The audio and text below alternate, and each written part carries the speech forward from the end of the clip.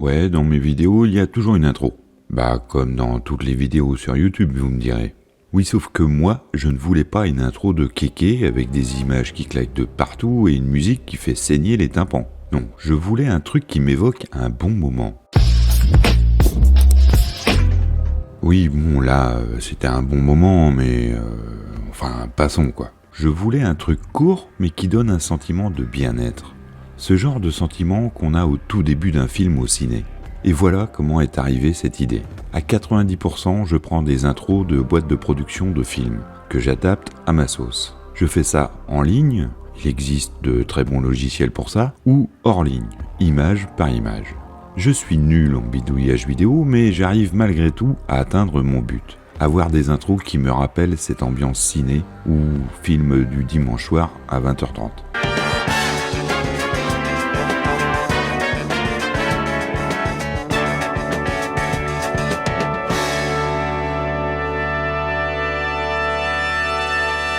Bon, là, je viens de répondre à une question comme je le ferais à un commentaire sous une de mes vidéos.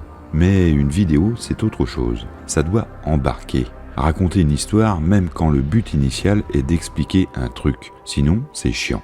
Alors, embarquons. Salut! Habituellement, un des trucs les plus simples quand je fais une vidéo, c'est d'écrire le script. J'ai une idée et je me lance. Et après, je rame sévère pour mettre mes propos en image. Là, ça fait des jours que je cogite sur le sujet de cette foire aux questions, sans avancer. Faire ça simple, oui, mais ça risque d'être chiant. Faire ça plus recherché, mais comment ? Dans un train, dans un décor, quoi comme décor ?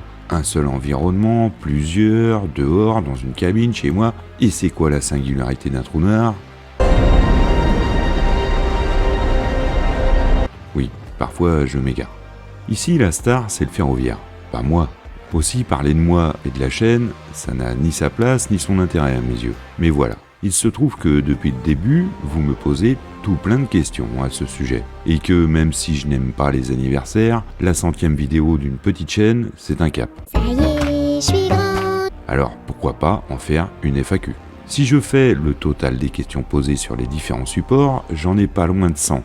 Même en faisant vite, je peux difficilement faire moins de 2 minutes par question. Ça nous fait une vidéo de 200 minutes, soit plus de 3 heures. Par chance, pas mal de questions se regroupent. Trop pire. Alors ne prenez pas ombrage si ce n'est pas exactement votre question qui apparaît, c'est juste que la vôtre est aussi celle de plein d'autres. Ah oui, on avait dit une FAQ face cam. Mais au fait, pourquoi une chaîne en voix off ? C'est une des questions posées. Vous avez vu l'art de la transition, impressionnant, non ? Ça dépasse tout ce que j'ai pu imaginer. Le choix de la voix off a plusieurs raisons. Des trucs recherchés, mais aussi beaucoup plus basiques. Entendre n'est pas écouter. Et quand on est sur des sujets un peu complexes et pas très glamour, ça va demander de la concentration. Sauf que si votre cerveau doit en même temps écouter et se dire « Tiens, il a plus le même pull qu'il y a 2 minutes », ça ne va pas le faire. La voix off permet à votre cerveau d'être focus sur le propos. Et ça, c'est mon but. Que votre concentration soit sur le fond et non sur la forme. Bon, là, ça fait chaîne drôlement réfléchie. Sauf qu'il y a une raison beaucoup moins avouable. La flemme. J'ai pas envie. Quand j'ai décidé de faire une chaîne, partant de rien, j'avais tout à apprendre et tout à faire. Aussi, si je voulais que ce soit présentable en face cam, il me fallait un lieu dédié et aménagé en studio. Donc plein de temps, d'argent investi pour un truc que j'allais peut-être faire 15 jours avant de me rendre compte que je n'y arrivais pas ou que je trouvais ça finalement chiant. J'ai commencé 12 livres, j'en ai fini aucun. Aussi la voix off était la solution la plus simple et la plus facilement arrêtable en cas d'échec. Je prendrai pas ce chiffre pour dire que c'est un échec. Ça n'a pas marché. Et là, vous voyez le drame. On est déjà à pas loin de 2 minutes sur une simple réponse. Car oui, ça aussi c'était une question. Pourquoi tu fais si long ? Pourquoi tu parles si lentement ? Et encore, l'art de la transition, là, ça devient carrément dingue. Énorme. Nous sommes début 2020 et comme tout le pays ou presque, je glande sur Internet. Car un obscur virus qui, juré craché, ne viendrait pas jusqu'à chez nous, avait finalement décidé de visiter le monde entier. En Chine, un mystérieux virus de la même famille que le SRAS. Qu'un cas de coronavirus est détecté sur le territoire français. Jusque-là, je n'avais jamais vraiment regardé YouTube. Mes enfants sont à fond dessus, aussi j'imagine un truc surtout fait de vidéos de gamers et autres stars des réseaux. Sauf que les jours sont longs, Aussi j'y viens petit à petit, en commençant par regarder ce qu'il regarde. Et là, un truc me choque. Quand quelqu'un parle, le rythme n'a rien d'humain, tellement c'est coupé et monté. Personne ne parle comme ça dans la vraie vie, et heureusement car ça ne nous laisse pas le moindre temps pour réfléchir à ce qu'on entend. Et ça tombe bien car c'est le but. Le propos est creux, donc faut enchaîner de peur que celui qui regarde s'en rende compte. C'est complètement con. Je ne sais pas encore à ce moment-là que je vais me lancer sur YouTube, mais je sais déjà que je n'aime pas du tout ces formats. Quand j'ai commencé à m'enregistrer, j'ai tout simplement parlé normalement. Sans coupure pour accélérer. Je veux un truc humain, et j'ose croire que ce que je raconte est parfois complexe. Donc j'articule, je reformule, afin de donner le temps à ceux qui regardent de comprendre. Forcément, ceux qui sont habitués à regarder des chaînes où le cut est la base de tout, ils ont l'impression que je parle lentement. Mais on est tous témoins ici. Ah, et le sujet voix, thème qui revient souvent aussi. Oui, c'est bien ma voix, mais non, je ne lui donne pas d'effet numérique ou je ne sais quoi. Je parle dans le micro branché sur l'ordi et j'enregistre, c'est tout. Bien entendu, je vire les hésitations, les trucs mal dits, les bruits parasites, mais c'est tout. Pas de travail sur le son. De toute façon, j'y connais rien. Parler 2020, c'est aussi aborder le début de cette chaîne. Et comment m'est venue l'idée ? Comme je disais, YouTube m'était inconnu. Mais j'étais sur d'autres médias sur Internet depuis bien des années. Depuis pas loin de 20 ans en fait. Des forums et réseaux sociaux où l'écrit régnait en maître. Aussi, quand le confinement se met en place, je tweete. Beaucoup. J'explique le ferroviaire sur Twitter sous forme de thread.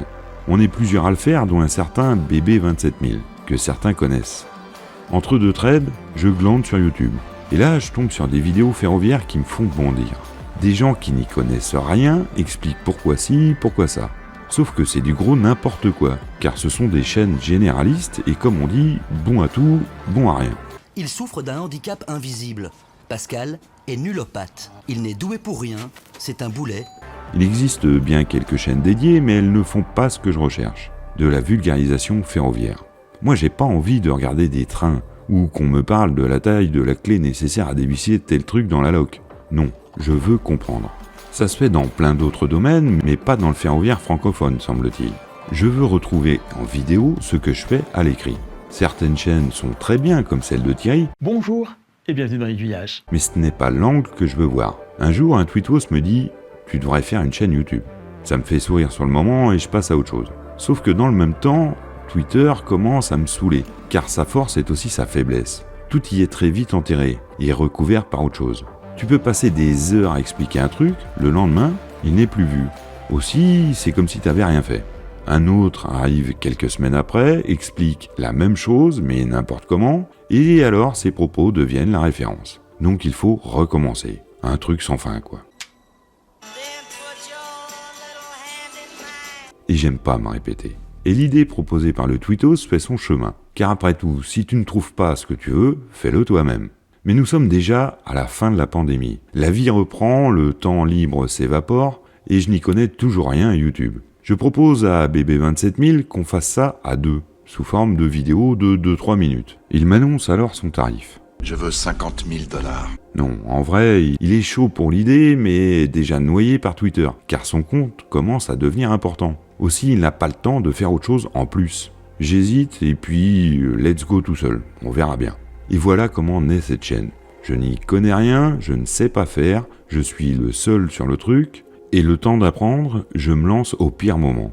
Après le confinement, quand la vie reprend, quand les gens quittent leur ordi pour revivre, et juste avant l'été, quand les gens ont des envies de sortir prendre le soleil. Aujourd'hui, je n'y connais pas beaucoup plus, je suis toujours seul, et les 2-3 minutes font souvent 15 à 20. Tant qu'on parle du début, je reviens sur une question souvent posée et déjà répondue lors d'un quiz. Pourquoi ce nom de chaîne ? J'ai toujours été hyper nul pour trouver des noms. Quand j'étais ado, je faisais beaucoup de jeux de rôle, et trouver des noms de persos, c'était une misère pour moi. Sauf que là, sans même réfléchir, directement, j'ai eu cette idée. La clé de Berne est une clé qui sert aux cheminots à ouvrir des trappes techniques. Et donc, elle symbolisait très bien ce que je voulais faire de cette chaîne. Ouvrir la porte d'un monde complexe et souvent inconnu du grand public. Pour le ton de la chaîne, là encore, je voulais autre chose que ce qu'on attendait. Le ferroviaire, c'est un truc sérieux, c'est dangereux, c'est précis, un truc d'ingénieur qui ne rigole pas. Tellement qu'on est incapable d'intéresser quelqu'un avec ça. Tellement c'est chiant pour le grand public. Mais c'est pas juste. Eh ouais mon pote, bienvenue dans le monde réel. Alors moi, j'allais faire du à peu près. accessible. Et tant pis si ça froisse les experts. Et en plus, j'allais y mettre de l'humour pour alléger le plat. Beaucoup me tomberont dessus, car c'est mal, très mal, d'oser sourire avec un truc aussi sérieux que le ferroviaire. Sauf que j'en ai rien à faire. Je m'en fous. Je fais ce que j'aimerais voir, en espérant que quelques dizaines ou centaines de personnes apprécient. Il y en a eu bien plus. Mais attendez, je suis en train de faire une vidéo normale là, pas une FAQ. Ok, je réponds aux questions, mais la vraie FAQ, c'est un truc vite fait avec le gars qui enchaîne les questions, alors que je suis en train d'y passer des plombes. La vraie FAQ, le gars regarde la question et répond face cam, alors que je rédige un script et qu'on ne me voit pas. Vous voyez, c'est ça que je sais un peu faire. Écrire et partager, car c'est le fond qui est intéressant, pas l'image du gars qui raconte. Mais bon, on avait dit foire aux questions, alors foire aux questions. On bascule dans le monde du paraître à pas cher. Nous allons tous basculer en temps 1, temps confidence. Bonjour à tous, je suis Philippe, accessoirement le gars aux manettes derrière Clé de Berne. Je suis cadre à la SNCF. Alors oui, je suis dans le camp du mal, le camp des méchants, le camp des chefs. Beaucoup pensent ici que je suis conducteur, c'est en fait également ma mission, parce que je suis manager de la conduite. Anciennement CTT, anciennement CETRA si on veut. C'est-à-dire que je suis chef d'une équipe de conducteurs. Je m'occupe du suivi de leur vie en tant qu'agent SNCF et de l'analyse des événements sécurité qu'ils peuvent rencontrer. Donc j'ai toujours ma mission de conducteur, je peux conduire demain un train, mais c'est pas ma fonction principale aujourd'hui. J'ai été 12 ans conducteur, donc 12 ans à la conduite et cadre depuis, attendez, je compte, 12 ans aussi. Donc ouais, vous voyez, j'ai bientôt 50 ans, un petit historique à la SNCF qui me permet aujourd'hui de pouvoir prendre un petit peu de recul pour vous expliquer tout ça. Donc pour faire cette vidéo, j'ai besoin juste de me filmer et de lire vos questions en y répondant. C'est hyper simple, même si c'est pas très naturel pour moi de parler un objectif. Je suis couramment amené à parler à des salles complètes, donc parler un objectif c'est pas très dérangeant, si ce n'est que c'est un peu froid. Alors on va partir direct sur la première question. Alors c'est pas la meilleure ou la principale, c'est juste qu'elle m'est arrivée dans cet ordre-là. Alors, question de C. Tristan. Y a-t-il un sujet technique de vulgarisation ferroviaire que tu souhaites aborder, mais que tu te refuses de par sa complexité? Alors non, il n'y a aucun sujet qui m'effraie. Par contre, il y a tout plein de sujets que je ne connais absolument pas. Dans ces cas-là, c'est simple, je fais des recherches, beaucoup de recherches. Donc dans des bouquins par échange, échange direct, j'entends, avec des opérateurs qui eux connaissent, ou avec des recherches sur internet. Donc c'est ça qui me permet à la fois de vous partager ce que j'ai appris et en même temps moi de prendre du plaisir à faire tout ça parce que ça me permet d'apprendre. Voilà. Question de Romaric Carson. Donc mon parcours, et si c'était à faire, est-ce que je le referais? Alors oui, de toute façon on ne changera pas le passé, donc autant faire avec. Donc oui, je changerai absolument rien à mon parcours. Et mon parcours, ça a été de faire un BTS maintenance et de ne pas trouver de job dans la maintenance. Et c'était une époque où si on terminait balayeur avec un BTS, on était heureux. Donc je prenais un peu tout ce qui pouvait me tomber sous la main. J'ai entendu parler qu'ils allaient recruter des emplois jeunes à la SNCF. J'ai dit pourquoi pas. Donc j'avais postulé à l'éducation nationale en tant qu'emploi jeune et à la SNCF. Les deux me prenaient, mais la SNCF a dégainé en premier. Donc je suis venu à la SNCF. Voilà. C'était pas un amour des trains, j'avais pris une seule fois le train dans ma vie pour aller à l'armée. Donc c'était pas un amour des trains, c'était simplement parce que j'étais au chômage. Et je trouve ça pas plus honteux que celui qui y vient par une passion absolue des trains. L'important, c'est pas comment on y vient, c'est qu'est-ce qu'on y fait. Donc je suis venu par des chemins de traverse et qui mènent tout aussi bien à la réussite, enfin, je suppose, qu'en arrivant passionné. Alors, question de Grégy le Malin, que penses-tu des graffitis sur les trains? Alors le graffiti, de manière globale, j'ai pas trop mon avis à donner dessus, hein. Moi je suis pas un artiste et donc globalement je trouve que parfois ça peut être sympa, parfois juste dégueulasse. Voilà, bon, c'est mon avis perso. Par contre, sur des trains, c'est toujours nul. Pourquoi ? Parce que un train, c'est pas un support pour graffiti. Qu'on fasse ça sur un mur, je m'en fous. Le problème d'un train, c'est que bien souvent, ça va le sortir de la prod. Ça va le sortir de la prod, pourquoi ? Parce qu'on ne va pas accepter qu'un train sera recouvert d'un graffiti et de faire rouler les gens dedans. Ce qui fait que sortir le train de la prod, ça veut dire qu'on aura un matériel en moins. Et donc, potentiellement, un train supprimé. Tout ça parce qu'il y en a un qui a voulu exprimer son talent artistique. Donc moi, non, ça me saoule, je trouve ça toujours nul sur un train. Voilà.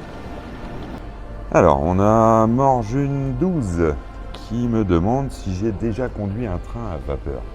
Alors, j'ai eu l'occasion, mais j'étais encore jeune cheminot. On m'avait proposé à l'époque de devenir conducteur de train à vapeur parce que dans la région où je suis, il y avait une locomotive à vapeur gérée par une association et donc ils cherchaient des conducteurs qui avaient l'autorisation de conduire. Parce qu'avant, il faut savoir que bien souvent, c'était des passionnés faisant partie de l'association qui conduisaient les locomotives à vapeur. Moi, je ne faisais pas partie de l'association, mais j'avais la compétence conduite. Donc, vu que cet été qui s'en occupait sentait que tout ça m'intéressait, l'histoire du chemin de fer m'intéressait, il m'avait proposé de devenir conducteur. À l'époque, je faisais construire, j'avais des enfants en très bas âge, j'avais pas de temps dispo pour aller en plus passer mes week-ends à conduire une locomotive à vapeur, donc je ne l'avais pas fait. Donc voilà, alors j'étais monté dedans pendant des phases conduites, mais j'ai pas moi-même conduit. Pour étendre un peu, est-ce que ça m'intéresserait aujourd'hui ? Oui, bien entendu. Il faut juste que je prenne le temps. J'ai pas mal d'assos qui m'ont contacté pour me proposer ça, donc ça m'intéresse, faut juste que je trouve le temps de le faire. Voilà. Quel est ton meilleur et ton pire souvenir en termes de train ? Des meilleurs, j'en ai beaucoup. Le pire, je dirais que c'est peut-être en lien avec les accidents de personnes. Alors non pas l'accident de personne en lui-même, non. Ce qui est choquant pour moi, c'est la réaction des gens autour, qui ont du mal à comprendre que des trains vont être en retard parce que quelqu'un vient de se faire découper 50 mètres plus loin. Je pense qu'ils ne comprennent pas réellement ce que c'est qu'un corps découpé sur la voie. Ça, c'est certainement un de mes pires souvenirs parce que ça fait ressortir le pire de l'humain. Question de Sir Hot BTZ9. Ça fait combien de temps que tu es cheminot depuis 1974 ? Alors je me suis marré parce que 74,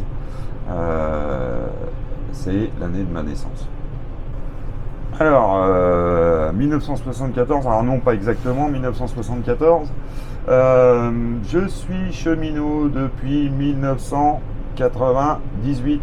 Alors, pour les jeunes qui nous regardent, ouais, c'était le siècle d'avant.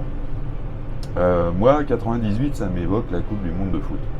Et donc, je suis rentré en 98. J'ai eu mon examen en 99. Et donc, cheminot depuis. Complément à sa question, et sinon, si tu pouvais inviter Aiguillage, Thierry, dans une vidéo, vice-versa, t'aurais accepté. Bien entendu, j'aurais accepté parce que c'est un passionné de chemin de fer. Et donc c'est quelqu'un de très intéressant qui connaît énormément de choses, beaucoup plus que moi. Mais moi je fais de la voix off, donc forcément la voix off fait que je peux difficilement l'inviter puisque lui il fait du face cam et inversement. Donc voilà, c'est pour ça que ça s'est pas encore fait.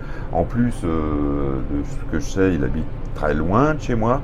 Donc j'ai pas envie de passer un week-end de voyage et lui non plus, il a autre chose à faire. Donc c'est pour ça que ça s'est pas fait. Mais ça sera certainement un jour. Question de Le Gauloise I5586. Des pseudos compliqués. Est-ce que c'est d'entendre ou de voir toutes ces inepties sur la SNCF qui t'a donné envie de faire cette chaîne ? Alors j'ai déjà répondu sur le pourquoi de cette chaîne, mais c'est vrai qu'il y a un des facteurs qui m'a donné envie de le faire, c'est que Je vois énormément d'horreurs traîner sur la SNCF et globalement sur le ferroviaire. Toutes ces horreurs sont véhiculées par des gens bien malveillants, mais sont crues par ceux qui sont pas eux malveillants, mais qui n'y connaissent rien. Donc je me suis dit à un moment que si on pouvait leur expliquer un tout petit peu la complexité de tout ça, et leur expliquer de manière compréhensible, bah peut-être qu'ils auraient tendance à un tout petit peu mieux accepter nos erreurs ou nos pertes de temps. Et quand je voyais comment l'entreprise le faisait, je me suis dit qu'il y avait moyen d'utiliser un autre chemin pour le faire et de le faire différemment. Et donc ça a été un des facteurs qui a fait que j'en suis venu à faire de la pédagogie ferroviaire. Alors d'abord à travers les réseaux sociaux, puis sur YouTube. As-tu connaissance directement ou indirectement de l'utilisation de la veille automatique autre qu'un oubli? Oui, c'est déjà arrivé et c'est pas pour rien qu'elle existe. Fort heureusement, ça arrive très rarement. Donc la veille automatique, elle a servi, j'ai notamment en tête un cas qui me revient parce qu'il avait eu lieu dans mon équipe, d'un de mes conducteurs qui avait fait un malaise suite à un week-end où il avait fait un marathon. Forcément derrière, il y a une phase de récupération, et quand cette phase de récupération elle se passe pendant le travail, c'est moins bien. Donc il avait eu un malaise, c'est la VA qui avait arrêté le train. Donc elle n'est pas là pour rien. Faites-vous du modélisme ferroviaire? Alors déjà, vous, chez nous, en tant que cheminot, on se tutoie. C'est une tradition. Les cheminots se tutoient. Alors faites-vous du modélisme ferroviaire? J'en ai à la maison. Et j'ai jamais pris le temps ni trouvé la place de développer tout ça, donc c'est stocké. Mais oui, j'ai un petit peu de matériel. J'adore par contre regarder des vidéos de modélisme ferroviaire. Vous avez un talent de fou pour recréer tout ce qu'on voit en vrai. Alors est-ce qu'il y a des sujets que je ne veux pas traiter? Non, parce qu'en principe, même malgré le cadre déontologique, je me permets à peu près tout ce que je veux, sauf un. C'est celui des grèves. Pourquoi je ne traite pas ce sujet? Parce que il est hyper complexe, bien entendu, mais c'est pour ça qu'il serait intéressant. Mais le problème, c'est qu'il y a tellement d'affects des deux côtés, que ce soit du côté des agents qui font grève, ou que ce soit du côté des usagers qui vont subir la grève, que les gens auront beaucoup de mal à prendre du recul et à ne pas isoler une phrase par-ci par-là quand je vais venir expliquer ce que c'est qu'une grève et pourquoi il y a des grèves. Ce qui fait que, à part me faire taillader, ça ne va pas apporter grand-chose parce que chacun restera terré dans son coin. Il y a trop d'affect sur ce sujet-là. Vous expliquez ce que c'est qu'un système dans un train, ou vous expliquez pourquoi parfois il ne marche pas bien, ça les gens sont capables de prendre le recul. Par contre sur les grèves, non. On a un tel passif là-dessus que non. C'est un sujet, pourtant j'ai plein de choses à en dire, mais c'est un sujet qui est trop touchy pour pouvoir être apprécié avec le recul nécessaire. Donc je perdrai mon temps et à part vous énerver, que ce soit l'un camp ou l'autre, ça produira rien. Donc je ne le traite pas. Alors, question de Dagan 9133, pourquoi ne pas faire une vidéo de recrutement? Ou bien plusieurs vidéos de gens évoquant leur parcours? Alors c'est toujours pareil, c'est trouver le temps nécessaire pour faire ça. Vidéo de recrutement, j'en ai déjà fait une, je pense que j'en referai une dans les mois ou années à venir. Comme on disait, moi l'entreprise ne me demande rien et je fais ça dans mon coin et je suppose qu'ils voient ce que je fais, mais ça s'arrête là, nos relations à ce niveau-là. Donc quand je fais une vidéo de recrutement, c'est pour recruter mes futurs collègues ou mes futurs agents. C'est pas parce que l'entreprise me dit fais une vidéo de recrutement.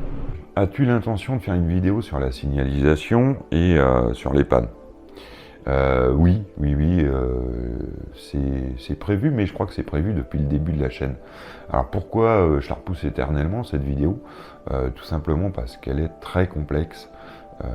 Savoir expliquer la signalisation pour tout le monde, c'est hyper compliqué. Pourquoi? Parce que comprendre la signalisation, il faut d'abord avoir les bases. Et sans les bases, rapidement on se retrouve à parler entre experts. Et moi, ça m'intéresse pas de parler entre experts, c'est pas ça le but de cette chaîne. Donc ouais, je tortille autour et j'ai toujours un sujet qui me fait plus envie que celui-là. Donc il est toujours dans les cartons, mais je l'ai toujours pas commencé. Alors beaucoup me demandent également quel est mon matériel préféré. Alors, j'ai pas de matériel préféré. C'est décevant. Non, c'est juste que chaque matériel a ses spécificités et que quand le bon matériel se retrouve sur le bon vecteur, sur le bon marché, là ça le fait.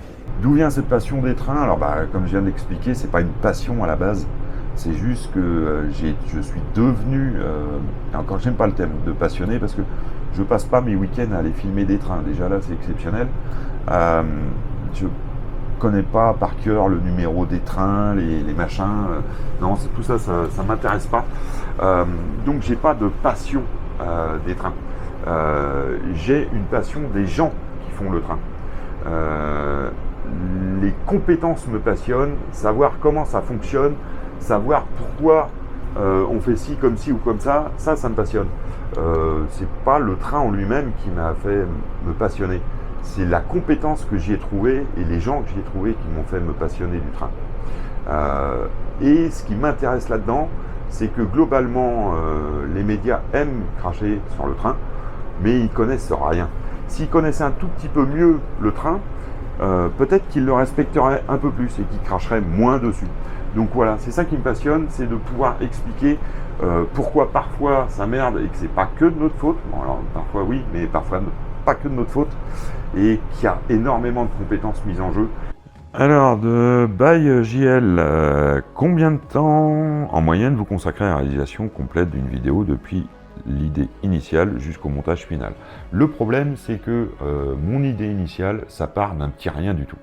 C'est une pièce d'un train, c'est un problème quand on rencontre les trains, c'est la vie d'un agent. En principe, c'est un petit détail. Et donc, je pars à peu près persuadé que je vais faire un truc en 10 minutes et ça va être bâché comme ça. Sauf que dès que j'attaque le sujet, je pars dans des recherches et là, je rebondis de bouquin en bouquin, de site en site, et ça me prend un temps phénoménal. Et plus je commence à le développer, et plus je me dis que je ne peux pas l'aborder de façon trop succincte, parce que sinon ça n'a pas de sens, et plus je rentre profondément dans le sujet, plus j'ai envie de l'alléger avec des petites touches comiques par-ci par-là, et je passe un temps mémorable à chercher les extraits que je veux mettre, ce qui fait que à la fin, ça me donne à chaque fois un sujet énorme en temps par rapport à ce que j'avais envisagé au début. Ce qui fait que je tombe dans le biais d'à peu près tous les youtubeurs, c'est-à-dire d'envisager une vidéo pour la semaine prochaine, et en fait elle sort un mois après, parce qu'on a beau y passer les 3/4 de notre temps libre, et ben il y a trop de taf à faire. Donc voilà, moi, comme je l'ai dit par ailleurs, c'est du 3 heures par minute de vidéo, en principe, à peu près. Donc là, cette vidéo-là qui va faire, j'en sais rien actuellement, mais admettons 20 minutes, et ben vous multipliez par 3 heures par minute, et vous voyez le temps que ça me prend. Donc vous répartissez ça sur les week-ends, alloger entre l'entretien de la maison, les sorties, les visites à la famille, aux amis, machin, et ben voilà, ça donne des vidéos qui sortent toujours en retard. Question suivante, est-ce que la vie a un peu changé depuis que tu fais cette chaîne niveau collègues et hiérarchie? Alors, niveau hiérarchie, je viens de l'évoquer, ça n'a pas du tout changé dans le sens où ils sont pas au courant, enfin ils sont au courant, mais en tout cas ils m'en parlent pas. Niveau collègues, alors mes collègues directs m'en ont parlé. Niveau agent, assez souvent on m'en parle parce que on demande confirmation, à savoir est-ce que c'est bien toi qui fais la chaîne, est-ce qu'on ne serait pas trompé, est-ce que c'est toi qui fais cette chaîne? Oui, c'est moi. Ils ont reconnu ma voix. La relation, je dirais, elle est modifiée dans le sens où il y a un truc qu'adore faire tout conducteur de train, puisqu'il va être accompagné par son chef en cabine sur certains trajets. Le chef va venir et va lui poser des questions réglementaires pour voir s'il est toujours au niveau. Et donc le jeu de tout conducteur depuis toujours, et je l'ai moi-même pratiqué quand j'étais conducteur, c'est de trouver la passion du chef pour essayer de meubler autour de sa passion. Parce que tout le temps où le chef va parler de sa passion, c'est du temps où il ne va pas poser de questions. C'est donc le grand jeu des conducteurs. Et je l'ai pratiqué, j'en suis conscient, donc forcément ça me fait rire quand il commence à me parler de ma chaîne, parce que je me dis tiens, celui-là, il veut éviter mes questions. Mais voilà, c'est plus marrant qu'autre chose. À savoir, c'est que moi ici, je suis dans un cadre professionnel, donc j'ai pas la même relation aux agents que ce que je pourrais avoir à travers la chaîne. Ici, je suis leur chef. Quand je suis sur la chaîne, je suis juste un gars qui parle du ferroviaire. C'est deux mondes bien distincts. Et quand je suis dans le cadre professionnel, j'ai toujours un peu de mal quand on m'appelle Clé de Berne. Non, je ne suis pas Clé de Berne, je suis Philippe dans le monde professionnel. Donc voilà, il y a ces deux mondes différents et je tiens à garder la séparation entre les deux. Sujet relation, une anecdote, je suis intervenu en astreinte sur un événement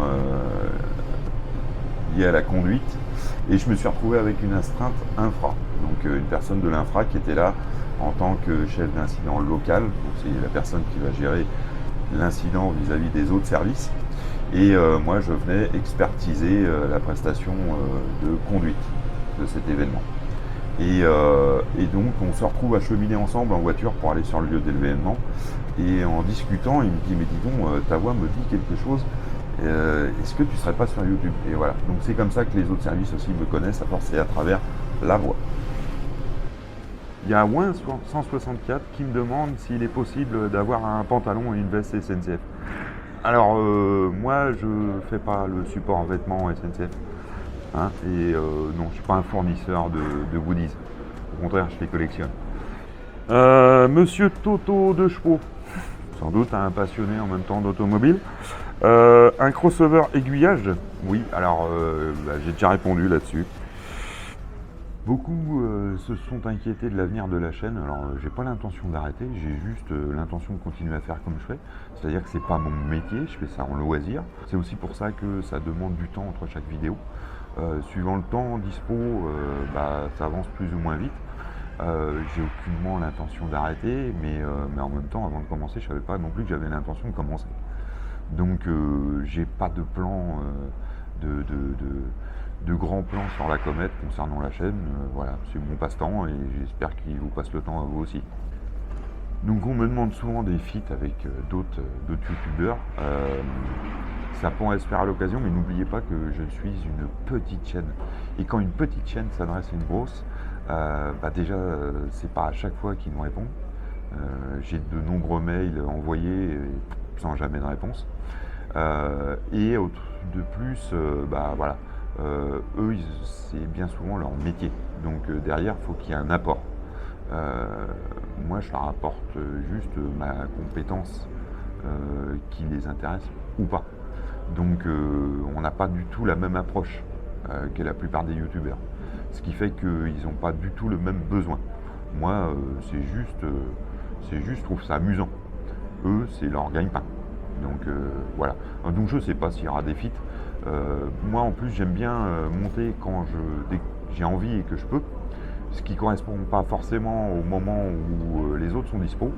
Donc voilà, c'est aussi pour ça que ça ne se fait pas. C'est que c'est assez complexe à monter quand on n'a pas les mêmes impératifs. Moi, j'ai un métier et une passion, et eux, c'est leur métier. Donc, voilà. Est-ce que vous avez envie d'interviewer des pros du monde ferroviaire? Oui, mais non. Pourquoi? Parce que ça serait super intéressant d'avoir des visions différentes, autant de la base, c'est-à-dire les gens qui sont sur le terrain, que de ceux qui en décident au-dessus. Mais c'est un vrai boulot. J'estime que pour interviewer des gens, il ne suffit pas de prendre une caméra et de poser 3 questions. Il y a un vrai travail de préparation des questions et de quel thème on veut développer. Et ça demande des compétences que je pense ne pas avoir, c'est-à-dire des compétences journalistiques. Moi, je me pose des questions et je tente d'y répondre et de partager les réponses. Pourquoi si peu de femmes s'intéressent au train? Que faire selon vous pour les intéresser? Y a-t-il des figures de femmes liées au train? Pourquoi les femmes s'intéressent peu au train? Je dirais que pour la même raison que les femmes s'intéressent peu à la voiture. Alors évidemment, on va parler en grande généralité, hein, parce qu'il y en a plein qui s'y intéressent, mais ça vient de l'histoire même de la technologie. À la base, les voitures, on ne pouvait pas conduire une voiture si on ne comprenait pas comment elle fonctionnait. Pourquoi? Parce que c'était tellement peu fiable et tellement peu ergonomique qu'il allait falloir de toute façon mettre les mains dans le cambouis pour la démarrer et pour la faire rouler. Et c'était un domaine qui intéressait très peu la gente féminine. Et bien le train, c'est la même chose. Pendant des décennies, il a fallu savoir démonter le train de A à Z pour pouvoir le faire rouler. Donc c'était un pur domaine technique. Et la technique a longtemps été le domaine réservé des hommes, parce que, faut encore se souvenir qu'il n'y a pas si longtemps, beaucoup pensaient que la femme, elle était juste bonne à rester au foyer pour élever les mômes.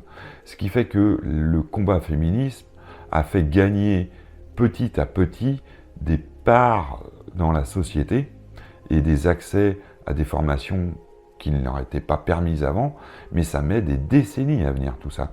Ce qui fait que on paye encore aujourd'hui nos erreurs passées. Si aujourd'hui il y a très peu de femmes à la conduite, c'est parce qu'on a donné l'image d'une conduite où c'était le mec qui pelletait du charbon. Et c'était ça la gloire du chemin de fer. Alors oui, ça a été le cas pendant des années, n'empêche que ça fait quand même des décennies que c'est plus vrai du tout. Et qu'aujourd'hui, on n'a pas besoin d'aimer les engrenages et les disjoncteurs pour pouvoir conduire un train. Ça n'a plus rien à voir aujourd'hui. Sauf qu'on paye cette image passée qui reste collectivement dans les mémoires et que malheureusement parfois j'entretiens également, hein, comme tous ceux qui parlent du ferroviaire, parce que on a un amour des grosses machines qui font beaucoup de bruit, n'empêche que c'est pas forcément ce qui peut plaire à toutes les femmes sur Terre. La SNCF n'est pas plus machiste qu'une autre entreprise. Au contraire, moi, les femmes que je vois venir à la conduite, elles sont choyées et dorlotées par leurs collègues. Elles sont protégées, elles ne sont pas harcelées. Donc ça aussi, il faut en finir avec l'image de la boîte machiste qui ne veut pas de femmes. Non, c'est totalement faux aujourd'hui. Alors, je ne vais pas nier que ça existe, mais ça existe comme dans toutes les entreprises, malheureusement, pas plus, pas moins. Aujourd'hui, moi j'ai des femmes dans mon équipe, je ne les juge pas en tant que femmes conductrices, elles sont agents de conduite. Je leur en demande pas plus, pas moins que ce que je demande à mes agents hommes. Il n'y a qu'un truc qui prévaut à la conduite, c'est la compétence. Que vous ayez la peau bleue, rouge, verte, tout ce que vous voulez, les cheveux longs, courts, moi j'en ai rien à secouer. C'est pas du tout le sujet. Le seul sujet, c'est votre compétence. Si demain on peut donner une image un tout petit peu plus glamour du métier, un tout petit peu plus accessible, bah je pense qu'il n'y a pas de raison qu'on n'ait pas 50% de femmes à la conduite. Gilles Janvier, 46-20, qui me demande si j'ai pris des cours de diction, si j'ai pris des cours de théâtre. Non, rien de tout ça. Je parle normalement et voilà, vous voyez comment je parle là, bah voilà, je parle comme ça. Alors forcément, quand c'est enregistré micro, ça fait un peu mieux cadré parce que je vais couper les blancs, les respirations, ce genre de choses. Mais non, j'ai pas pris de cours de diction. Je sais qu'on avait eu des formations sur la prise de parole dans les trains. Hein, vous savez, quand le conducteur prend la parole pour vous annoncer que tout va bien, mais surtout que ça va aller mal, bah, il a été formé pour ça. Et donc, j'avais eu des formations là-dessus. La personne qui nous formait à l'époque m'avait dit que j'avais une voix de radio. Et m'avait demandé si je faisais de la radio à côté. Donc non, je fais pas de radio, bah, j'ai une voix de radio, bah, peut-être. Mais voilà, donc j'ai pas eu de cours de diction spécifique. Et je travaille pas ma voix spécifique. Voilà, c'est juste, je vous parle. Bon, il y a bien d'autres questions, mais je vais pas non plus faire une vidéo de 4000 ans. Donc voilà, je voulais vous remercier tous parce que c'est quand même vachement courageux de votre part de s'intéresser à un milieu qui parfois met toute son énergie pour se faire détester. Donc bravo à vous tous. Alors à côté de ça, c'est un milieu aussi qui sait se faire aimer, étrangement. Il sait autant se faire détester que se faire aimer.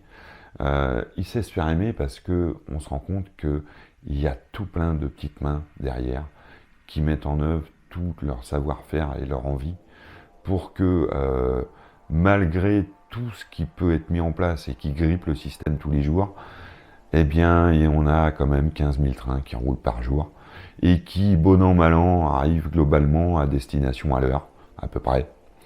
Et ça, sans toutes les petites mains qui se mettent derrière au travail et qu'on voit jamais, ça marcherait pas.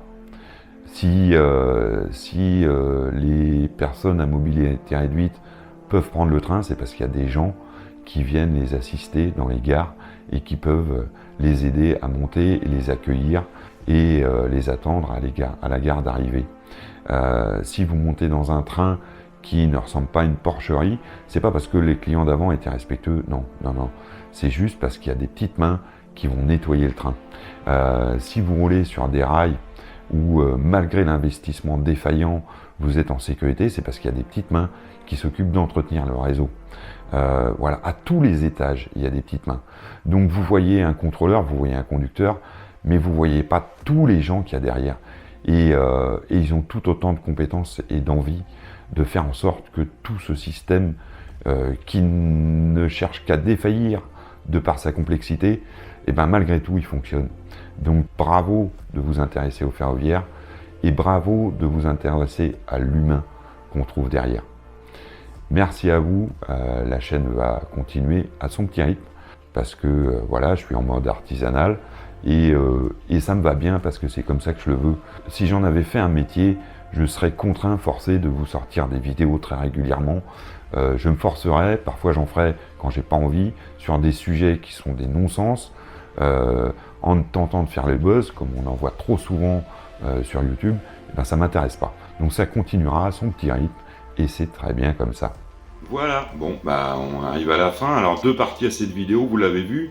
Une première partie qui était plus traditionnelle par rapport à la chaîne, faite de beaucoup de montage et de voix off. Et cette deuxième partie en face cam, deuxième partie qui, moi, m'intéresse beaucoup moins, pour 2 raisons. La première raison, c'est que me filmer, je vois pas trop l'intérêt.